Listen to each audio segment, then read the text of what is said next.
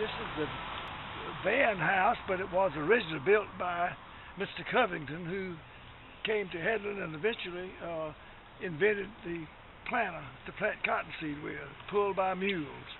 Okay. The company was over on the railroad. They had a big business going for a long time, and the next thing you know, tractors came along and they had different things and all that. But Mr. Covington did that. This was his house. My daddy bought it when he had two children on the other side of town. And hey, how you doing? Had two children, Sam and Jack, and after that they moved over here. He needed a bigger house, and they had them. The other 7 children were born in this house, in the same bedroom, in the same bed, all delivered by Dr. S.L. Bertishaw. All here in the house. Wow. Along the front there were about 5 pecan trees, and you can see pecan trees in the back. There was a huge oak tree that they had to cut down. But I used to shake the pecans, and all of us, we did it when we were teenagers. You could climb up so high and then shake it down and get a stick and knock it down, but that was part of our job to do that. These windows are unusual with these stained glass windows over the top. This house behind you burned way back before I was born. And I was born in 1926. The house over here burned, and the heat from the fire burst the window on the bottom there, broke the window, and anyway, that was replaced. But okay, the house on the left belongs to my mother's brother, Kurt Solomon. He and his wife lived there forever, it seemed like to me, but they lived there as long as I can remember. He left here and went to Columbia to work with the power company for a while, and he got injured on a lightning struck a pole, and he moved back here and stayed here. He lived to be 93, I believe. And the people that bought this house closed off this back here, put in a bathroom right there. This room on the front is a bedroom. The room on this side was the living room. And then the hall goes down, and you'll see that Monday when she takes you through there. Look back here on the back. You see the 3 windows? Yes. That is called the sleeping porch. And the bathroom window was right this side. And there were 3 double beds in there. That's where 6 people, 6 little children slept in there. Wow. And then this room back here, up here on the right, with 2 windows, with 3 windows, that's where Mother and Daddy's, that's where they slept. Their bedroom right there. Yeah. And this bathroom was added, and this room was here on the front, up there. Oh, I stayed here till I came back. Okay. From service, you know, and we moved out there. I think it was 1979. That doesn't sound right. Mary Owens moved over here.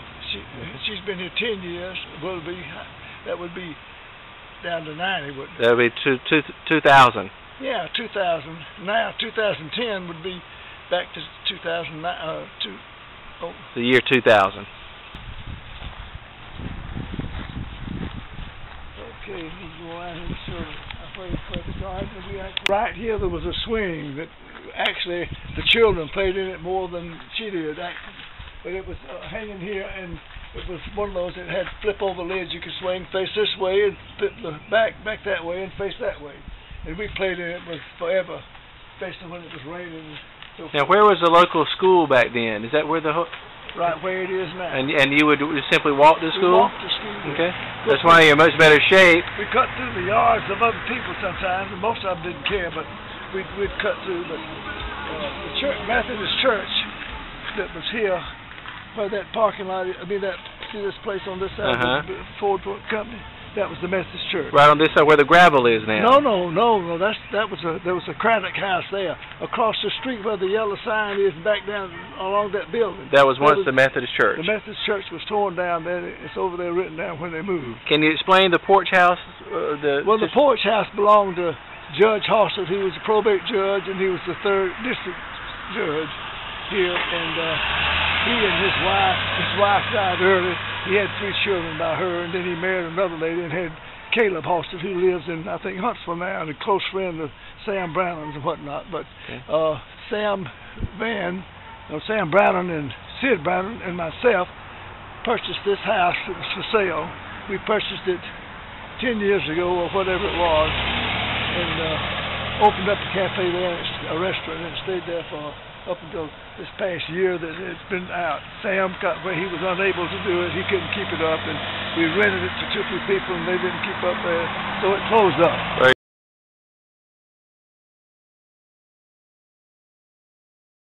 a garden here at one time, from almost up this part here, went all the way back, and then on the back, just to the right of that truck, and then over there were 2 satsuma trees that grew there, and they produced tangerines or satsumas, the same thing, essentially. And they were so good that when they get ripe, even when the hull is green sometime, and they'll be ripe. Well, those aren't native to this region, though, are they? Yeah, well, they're in Florida right down the road.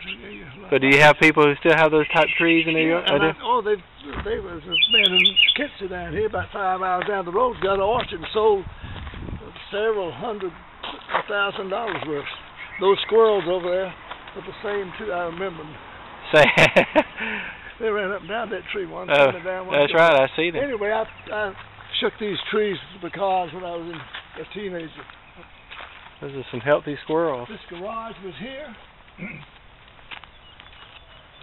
None of this back porch right here where you see the door. Mm-hmm. None of this was here.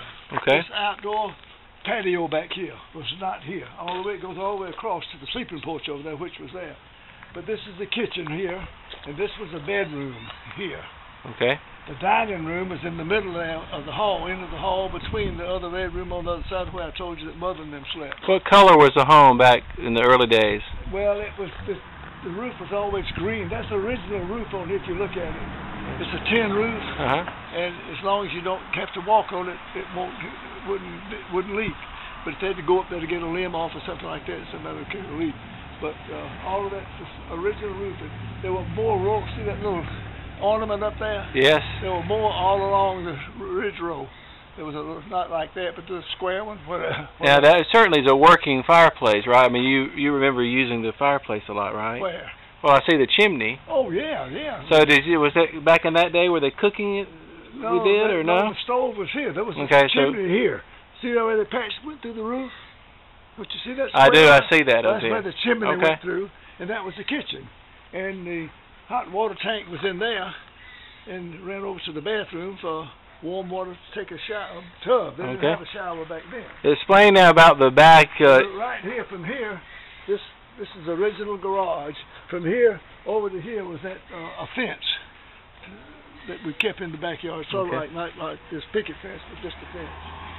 And right here, about where about where the corner of this patio back here, there was an oak tree there that was as big as the one beside it. Mary Owens is right now. If you see that one, that one's rotting out there, and it's going to be taken down. This is a pretty big lot. So this is all part of the. Was this part of the lot back then? Yeah, this whole thing. Yeah, all this whole thing was the back, and we had over here there was from the corner of that house, that sleeping porch over there.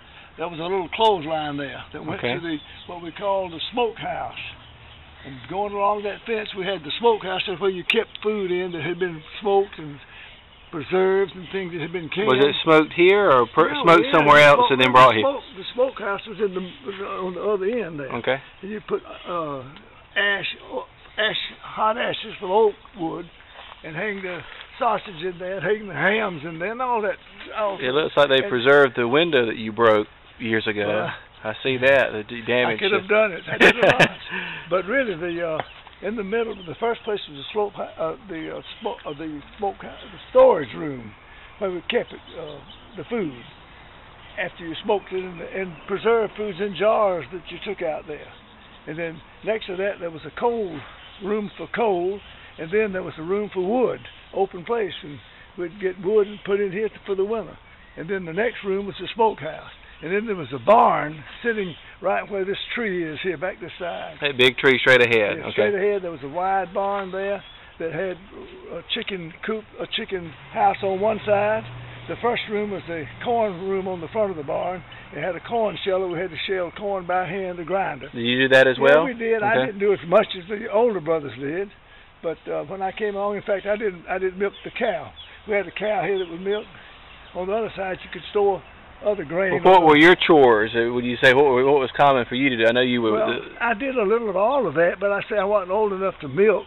I didn't learn how to milk. I never could do that. But Emily was the last one that milked a little bit, and Grace didn't, I don't think. But Bumps was the main one. I don't know about Sam and them or not. But anyway, we'd take the cows out of here and go out here on this road, it's a dirt road, and take them down there and put them in the pasture to eat, graze.